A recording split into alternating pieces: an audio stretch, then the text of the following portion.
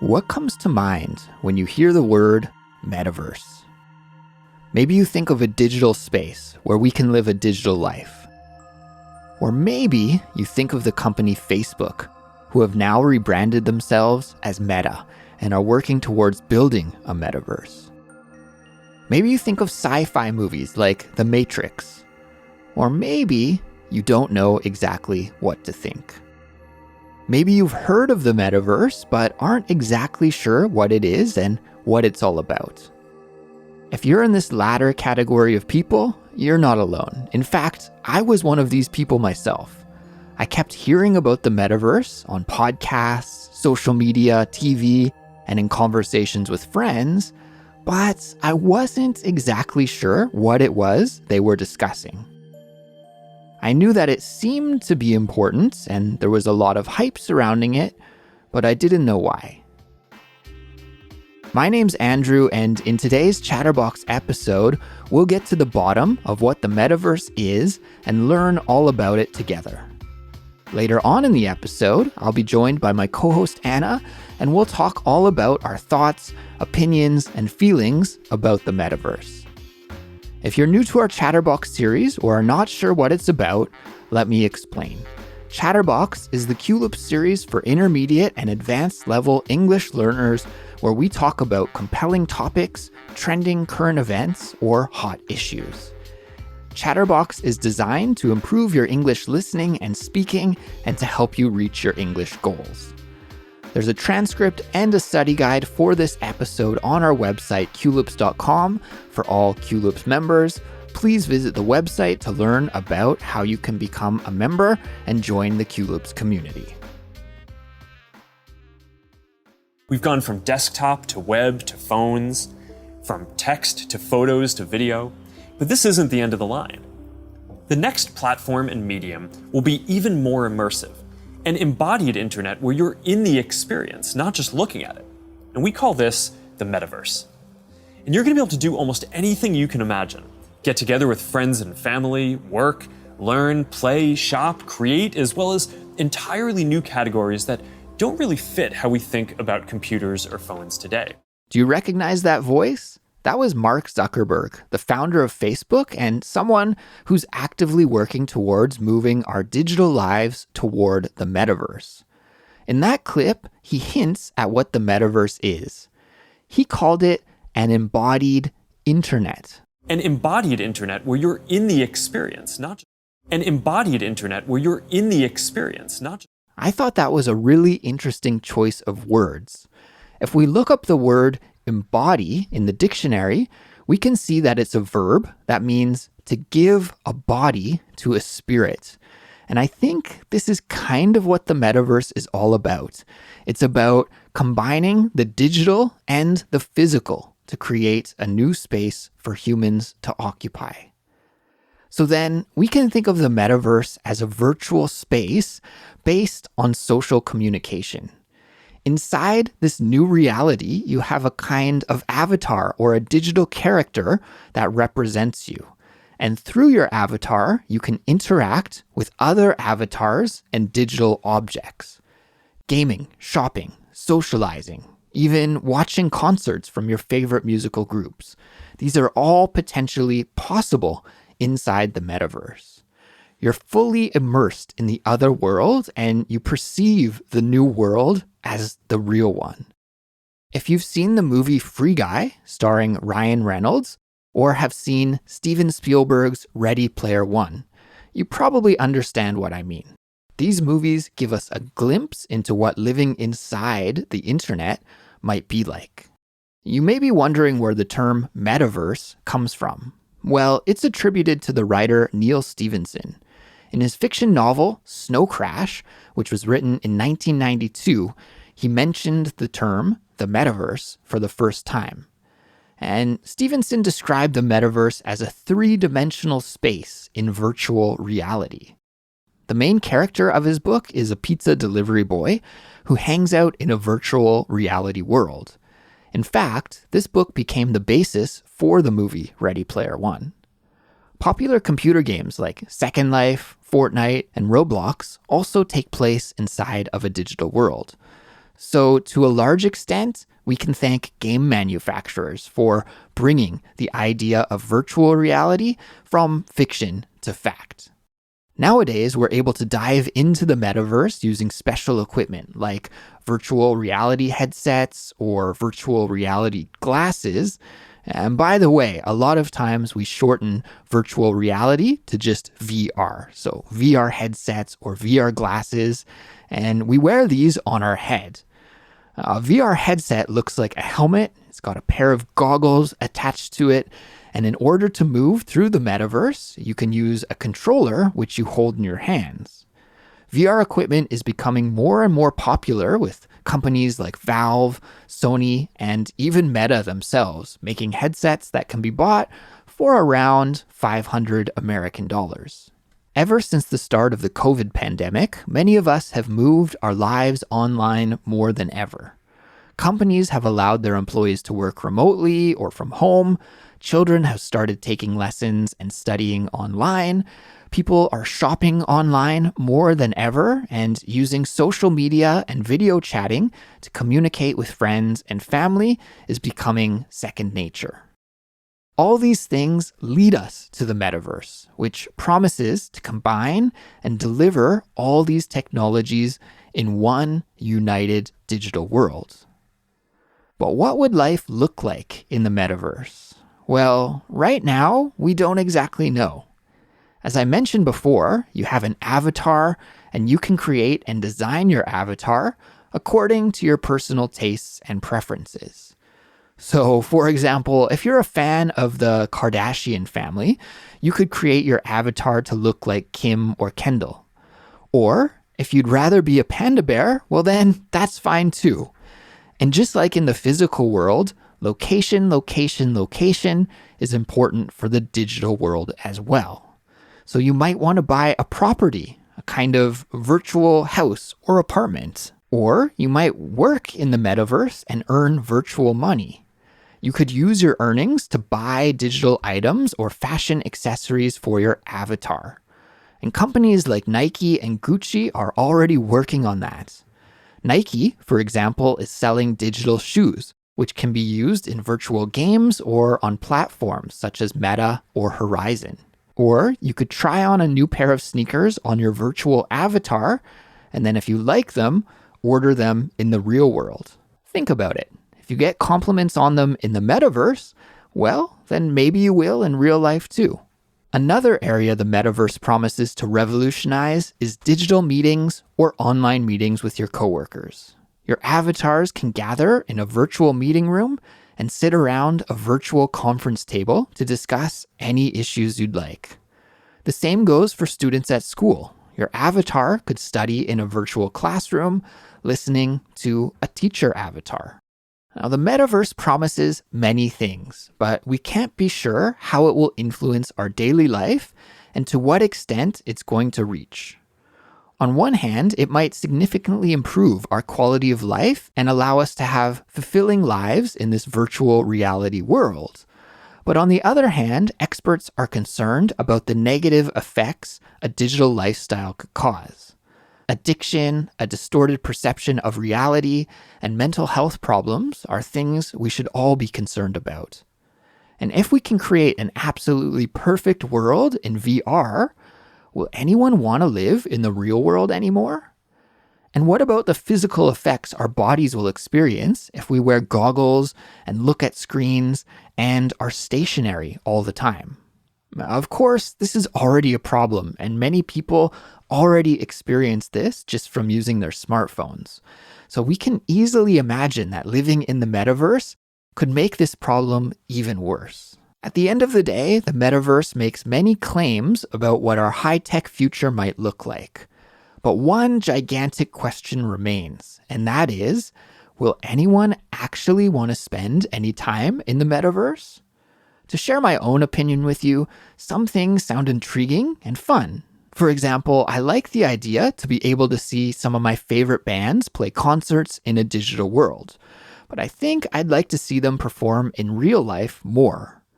And some of what the metaverse promises, like spending more time online in meetings with coworkers, sounds more dystopian than utopian.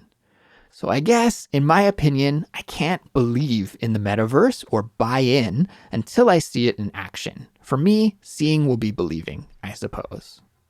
I'm going to bring Anna into our conversation now so we can have a chat about the metaverse and share our thoughts about it together. Anna, hello there. How's it going? Hello, Andrew, and hello, listeners. I'm curious, Anna, what's your understanding of the metaverse? Before this episode, had you heard about it before? Well, honestly, the first time that I heard about the metaverse was when Facebook decided to change, previously called Facebook, decided to change their name and shift their company and rename their company. And that was honestly the first time that I'd ever even heard about this idea of the metaverse. So at first, honestly, I just thought it was a name change. I didn't realize that actually it was indicating something much bigger than that, which was this whole new virtual reality, I guess is what I understood. And probably, to be honest, I'm not really, and you listeners will know from hearing me speak on different episodes, is that I'm not really an early adopter of different types of technology. Like I take a little bit of a backseat approach. I'm a little bit old school. I don't have a lot of social media. I'm kind of on the fringes, let's say. So for me, I guess the way that I picture it, or my understanding of it, is what I've seen in films and movies, this idea that we kind of live in this everything's virtual and you wear the big glasses and you're kind of in a room by yourself and there's nobody there. Like that's kind of what I envisage it being like. Is that kind of the same for you? Like I don't really have much concept of it either than that. Yeah, I don't think I'm an early adopter of this kind of thing either. I mean, VR technology and honestly, these kinds of metaverses have existed for a long time. There are online games, there are online communities that are essentially what the metaverse is. Like, I'm not sure if you've heard of the computer game Second Life before, but that's a game that has existed for a long time. Like, I think it came out in the early 2000s, maybe 2003 or 2004. And it was a game where essentially, people just hung out in online spaces. You could create an avatar and sort of walk around in a virtual world and interact with other users and communicate with them. But yeah, I haven't really tried it at all myself. So, if it's been around for around 20 years now and I haven't tried it, I would say that I'm a very late adopter of this technology. I've never worn a pair of virtual reality glasses. I've never had like a virtual reality experience. Have you ever tried the glasses at all? I have tried a VR headset. I'm not sure why. I can't remember the reason why, but it was like some kind of bonus. Like I bought something and this pair of VR goggles came with whatever I bought. Like I think it was like a computer monitor or something that I bought. And this was attached as a bonus with the monitor. And so it was a very cheap pair of VR goggles, and it was built so that you could insert your smartphone into it. So you could put your smartphone in the front. And I don't know if you've ever noticed, Anna, but if you go to YouTube and probably some other websites as well, you can actually select an option on some videos to view it in 3D or to view it in VR mode. So I was really excited when I got these goggles. I was like, oh, this is going to be so cool. Like I'll use them to watch Netflix or use them to watch YouTube, and it will be this amazing big screen TV experience. Like at the time I was living in a really small apartment. I didn't have a TV. So I thought, oh, maybe this will be the solution to my problems. I can just pop my smartphone into these goggles and watch, YouTube and Netflix that way. But then I tried them out and yeah, it was terrible. They're super uncomfortable to wear on your face. They were heavy. The 3D wasn't really 3D. It was kind of blurry and out of focus. That was really the only experience that I've had using kind of goggles for a 3D immersive experience. But I think it wasn't really maybe the best way to be introduced to this technology. Sure. I'm sure there's got to be way better systems out there, but I just haven't tried them before.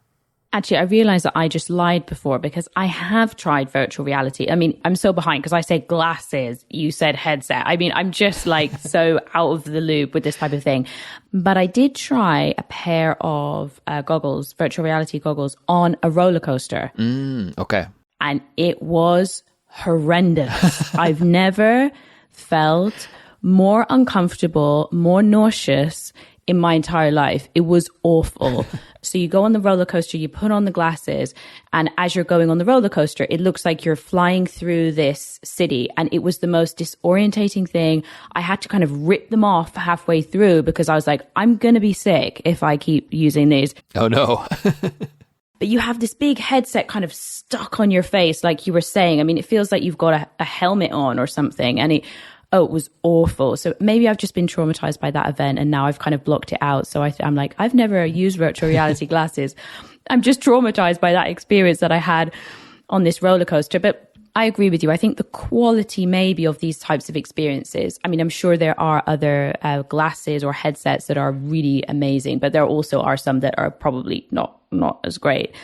You mentioned as well, Andrew, that, you know, it's been around for a long time, and I don't really participate in these kind of online groups either. But can you think of like any other spaces or any other types of events that you think maybe in the future could be held in a virtual space? Yeah, well, here in Korea, where I live, there is a lot of investment, a lot of work going into developing these metaverse spaces. And during the corona pandemic, when universities across the country were shut down, I think these days most universities, most workplaces are open again. But during the height of the corona pandemic here in Korea, all these places were shut down and people were studying and working at home. And there was one university in the country that actually hosted their graduation ceremony in Minecraft. Now, Minecraft is an online game. I know it's really popular. I'm not a gamer, so I haven't played it. But I did see some video footage of this, and it was really funny to see all of the students have their little avatars with their names above themselves, and they were sitting in a virtual auditorium that was collaboratively built by the students, because my understanding of Minecraft is that it's a building game. You can build structures in the game. So like they built their own auditorium and then they all had their own avatars and they all joined into the auditorium at the same time and they had their graduation ceremony. You know, they would call a student's name and the student would go up to the front. I think even the school administration participated in it. So like the university president was there. And yeah, I mean, it looked like a real graduation ceremony. So I could see a lot of potential in the future for different events. In preparation for this episode, Anna, I actually logged in to a metaverse service online. Now, of course, I don't have the VR goggles, so it wasn't really like an immersive 3D experience. And maybe that's part of it. Maybe it's something that you really need to enter into with 3D, with VR and with AR, augmented reality as well, to feel like it's a real virtual world that you're in. So for me, when I tried this service in preparation for this episode, it still felt like a video game that I was playing. But what I actually did was visit an art gallery. So I went to this art gallery. This artist had created all of these digital paintings, and I was walking through the gallery looking at the different paintings that he had created. And I thought that was kind of cool. Like for a moment there, it was almost like I suspended my belief system enough that I felt like I was in a gallery just for a moment. And then some other character ran across and started jumping all around in front of the paintings. And that was like, okay, this is annoying. Yeah. And then I logged out. But for a moment there, I thought, wow, this could be really cool. Like, you know, maybe in the future, once the technology develops to the next step, because I still feel like it's not really quite there yet, but I can see where it's going. And in the future, you know, maybe you could do virtual tours of the famous galleries and museums across the world, and you could experience what it's like to visit them without having to travel to different countries. So I could see, you know, some value in something like that. Sure. I mean, there's going to be loads of things that is going to open a lot of opportunities. Like you said, go places without having to travel. Because from my perspective, I think in the future, maybe we're going to have to travel less, actually. So I don't, I imagine that, being able to see monuments or being able to go to somewhere that's on the other side of the world, that might not be possible. Maybe you can't afford it. Maybe you don't have the time to go there, whatever. So, I mean, obviously it's going to open doors for many great things, but I mean, it's just like everything. It's got a great side. And I think I'm always going to be hesitant about spending too much time with these types of things, because it's like, I've already got problems in reality. Right. Do you know what I mean? It's like, I don't want to add another reality on top of that. And I'm also worried that I would become too comfortable with it. And, spend a lot of time there. I don't know. I mean, even though now I don't do any of that stuff, I'm still very, very hesitant. I'm still very skeptical about all of this stuff. And I don't think it's going to be something that I start doing anytime soon. But I mean, even things like, there's lots of opportunities in medicine and that type of thing. And, in the future, maybe there's going to be medical appointments that you can just put on your glasses. You can go to the doctors and they can, speak with you and interact with you. So, I mean, there's so many good things that it's going to bring. I'm still super skeptical and I'm still very, very hesitant. And I can't even imagine a world where we only communicate as like avatars. Like, I don't even know what my avatar would look like. Like, I'm stressing out thinking about how would my avatar look? Like, would I have that weird face, like a video game face? Or I don't know. I'd be stressing about my avatar. Oh, I was going to ask you about that, if you had any idea about what kind of avatar you would create. And I think I am similar to you. I have no idea really, but I do know that a lot of businesses are getting really excited about potential sales in the metaverse. Oh yeah, I can imagine. People want to deck out and customize their avatars. So even fashion companies are developing, limited edition handbags and jackets for avatars, and they're selling for, high amounts of money in the metaverse. And even real estate, virtual real estate, there's a kind of virtual real estate boom going on as different companies and different people want to own parts of the virtual world where many people congregate. Yeah. And then it's the double up, isn't it? It's like, well, I've got to get clothes for my avatar. I've got to get clothes for my real self. It's like, oh, for goodness sake, like, when does it end, Or I've got to get a haircut for my avatar, or I've got to get my avatar a nice little flat in the city center or whatever. It never ends. I have no idea what my avatar would look like. Probably very short, because I'm obviously very short. So I'd have to create a short avatar. Or maybe I could do the opposite and I could kind of create because I don't know how much freedom you have to create your avatar. I mean, I'm assuming you can do whatever you want. So I could, pretend to be some very tall blonde person, which obviously I am not. It's not limited by, just humanoid shapes either, right? You could be like a giant killer whale or something walking around, like, wow. It's, whatever you want. Goodness me. Okay, all right. That opens it up a little bit too much, I think. I don't know. That's too much choice. It could be kind of like a small penguin or something like this. Right. I was just thinking though as well, like, it would be, I think, another positive thing to come out of it, because I don't want to be too negative, because I do end up being a bit of a negative normer sometimes. I think one of the positive things about learning as well, now we have online meetings in Zoom where, we have, or other platforms as well. There's loads of different platforms. But it'd be great to have a virtual meeting with clients, with students, but be actually physically like in a space rather than just through a screen, which is pretty two-dimensional. So, I mean, obviously it's going to bring a lot of changes to the classroom, the way that people learning English or learning anything at all. I mean, virtual classrooms being there together, I think will add a completely different dimension onto that. So that could be really cool. I can't picture it. I guess we never really can picture what this is going to really be like until we're in it and we're like, oh my goodness, how did we get here? I think it's probably just going to feel like that. We're just going to end up there and we're not really going to know how we got there. And it's hard to think what the world is like now, 10 years ago even, or even 15 years ago. So I can't even imagine what it's going to be like in 10 years. I can't imagine. But positive things, double-edged sword. As we said before, this is a lovely term to talk about this because it is just one of those topics. Good things, bad things, probably is somewhere in the middle. But do you think the metaverse, Andrew, will change our lives for better or worse? Where do you think it is on that spectrum of making our lives better or making our lives worse? I'm skeptical. I'm skeptical about metaverse technology. I mean, I still, we tried our best to explain what the metaverse is, but I'm still really kind of unsure about it. Maybe it's because I haven't tested it exactly, but everything that I read about it, every YouTube video that I see about it, every experience that I've had with it points me into the direction like that it's something that I don't really want to interact with at all. Except for I shared about that graduation ceremony that was online. That was kind of cute and cool. But, I'm worried that we're going to be pushed into these digital spaces, that employers are going to require us to attend business meetings online.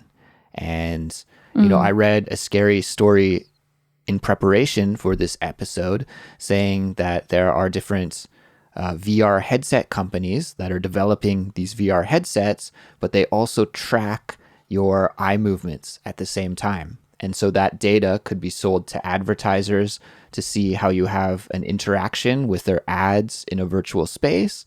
All of these online service providers already have so much information about us already, right? The big social media companies. Then they have even more data about our emotional reactions and our biological reactions. So I'm always skeptical. I don't see it being a good thing in the future, but maybe that's just me being a boomer. Maybe I don't get it, and maybe it's going to be great and change the world. I certainly hope so, but I remain skeptical at this point. Yeah.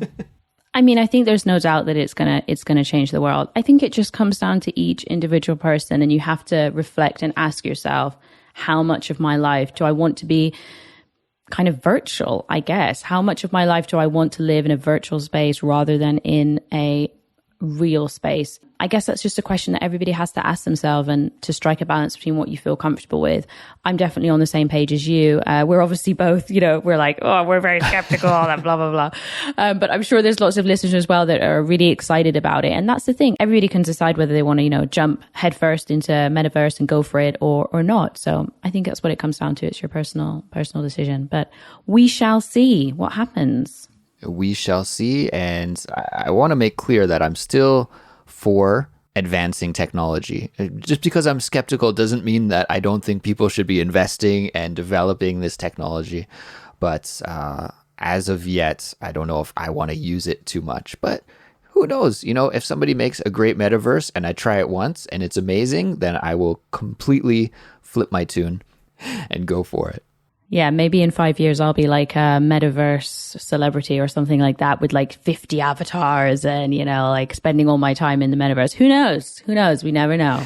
Yeah, maybe we'll have a Culips community online. We could be doing this show live and everybody could be joining us. Who knows? We'll see.